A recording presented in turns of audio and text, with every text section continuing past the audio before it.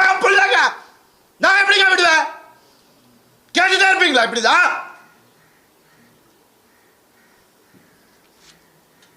50 லட்சம் ரூபா தெரியுமா? 2 பேர் ஸ்கூல் ஃபீஸ். எத்தனை வருஷம் நான் அதை கட்டி பார்த்துட்டு இருக்கேன். அவங்களுக்கு நல்ல லைஃப் கிடைக்கணும்னு. குழந்தைங்க பத்தி, என் பாசத்தை பத்தி பேசாதீங்க. உங்க யாருக்கும் எதுவுமே தெரியாது. டெய்லி நைட்டு உட்காந்து அவன் செஸ் கத்துக்கிறான். என் சின்ன பையன் டெய்லி உட்காந்து விளையாடுவான். நான் அவன்கிட்ட தோத்து போவேன். நான்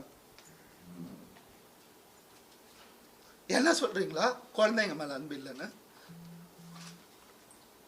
பார்க்க விட மாட்டாங்க. போன் கான்ஃபிஸ்கேட் பண்ணி வச்சிருக்காங்க. ஸ்கூலுக்கு பாடி கார்டு அனுப்புறாங்க. என் பசங்க பார்க்கணும் இந்த வீடியோவை.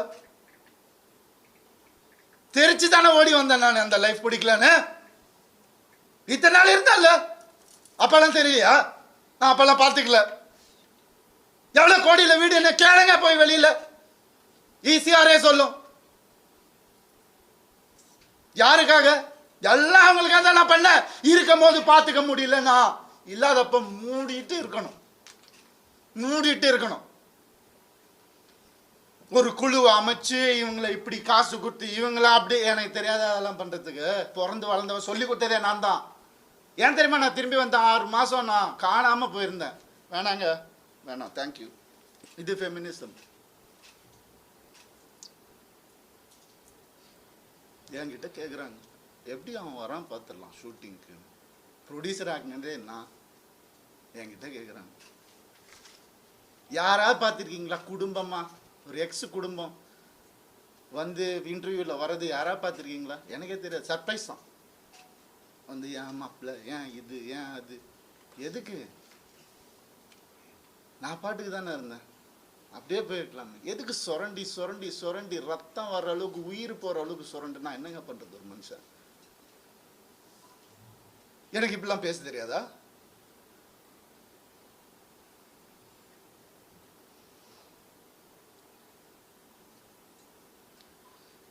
பர்டிகுலரா நான் சொல்லணும்னு நினைக்கிறது இந்த சைபர் புல்லிங் விஷயம். ஒரு பொண்ணு அனுப்பிச்சிட்டீங்க, ரொம்ப தேங்க்ஸ். அதுக்காகலாம் நான் இன்டர்வியூலாம் வைக்கலங்க. அவங்க எங்கே இருந்தாலும் நல்லா தான் இருக்கணும், அவ்வளோதான், வேறு எதுவுமே இல்லை. கெனிஷாவை காலி பண்ணி அனுப்பிச்சிட்டீங்க நீங்கள் எல்லாரும்.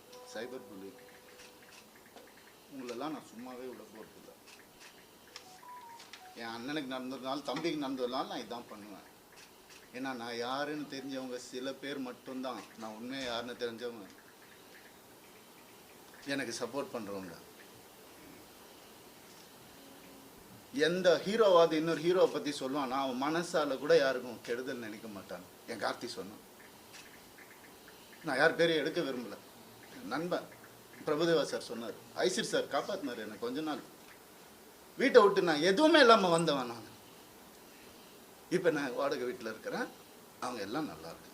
நான் கோடிக்கணக்கான காட்டின வீட்டில் நல்லா தான் இருக்கு. எனக்கு தெரியாதா? வெளியே போன்னு சொல்ற எவ்வளோ நேரம் ஆகும் எனக்கு?